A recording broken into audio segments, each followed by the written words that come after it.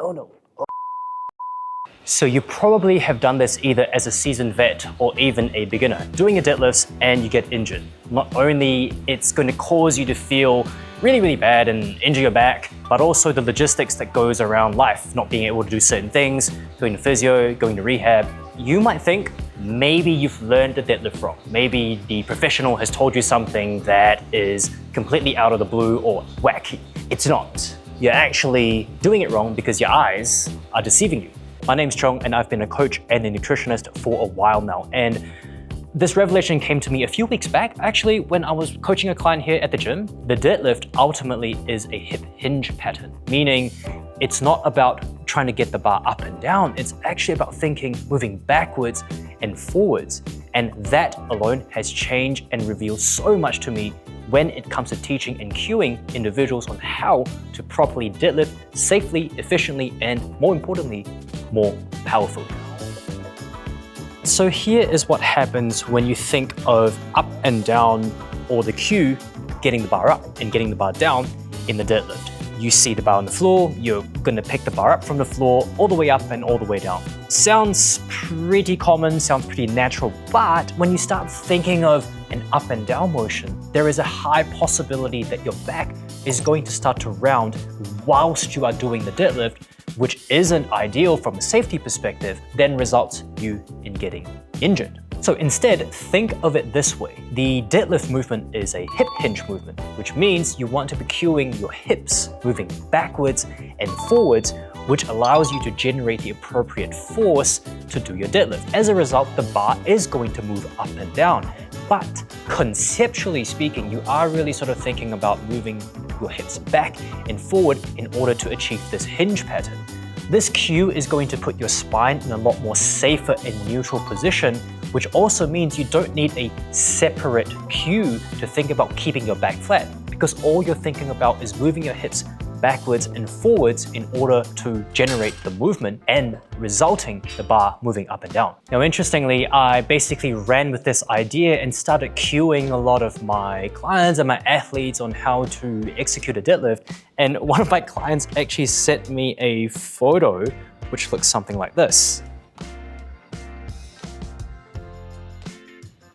That's so cool because, of course, she understood what it means to deadlift or using those cues about forward and backward, but it also represents a great analogy for life itself. We tend to think about life the same flawed way we think about doing the deadlift. Going up is a good thing, going down is hard and not necessarily good. Career climbing, that's a win. Setback, relapse, bad month, that's a decline. Life actually moves forward and backwards. Sometimes you do have to take a step back, learning to say no, or recover and relax instead of pushing really hard. These feel like a low point in the cycle, possibly the thing that feels like regression, the opposite of trying hard and making progress. But in reality, they are all really part of the same mechanism that makes the next forward drive and leap possible.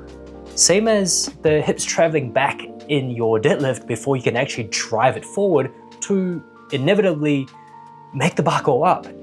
Now, here are some simple analogies that maybe you can relate to.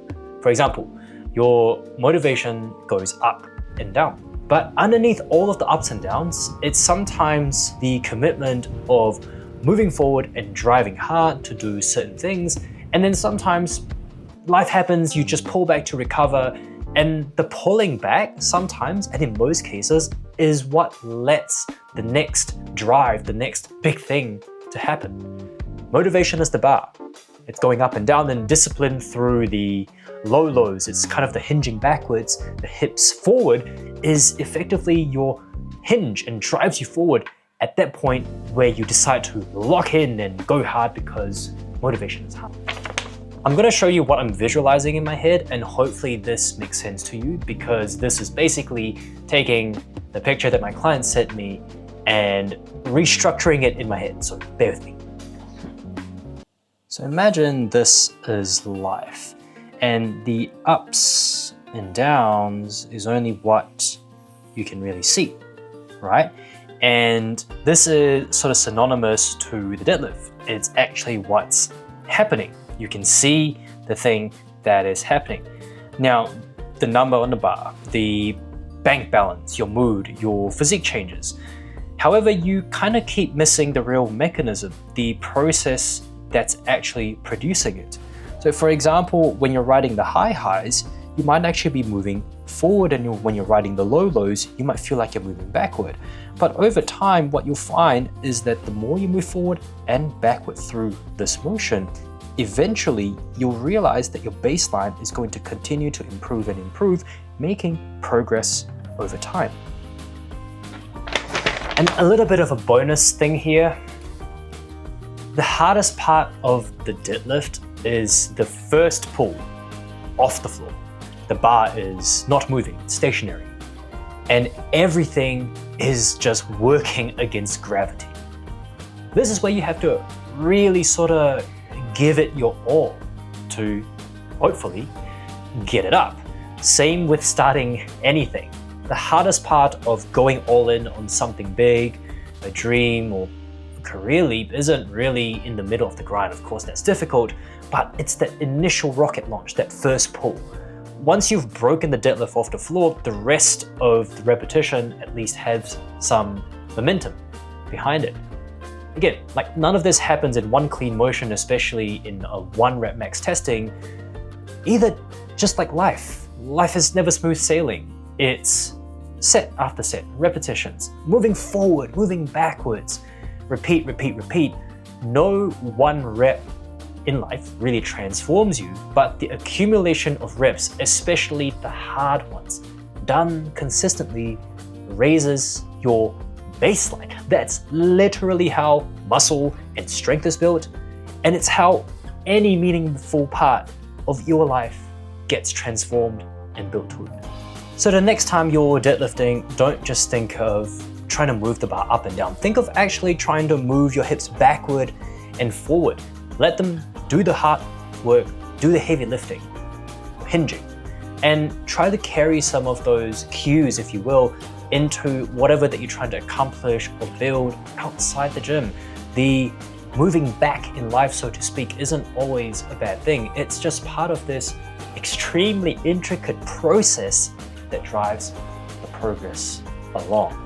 And if you want help applying either side of this, the training, the framework, I've got a few free resources linked somewhere in my bio, and if you want to go a little bit deeper, explore coaching options, they are there too.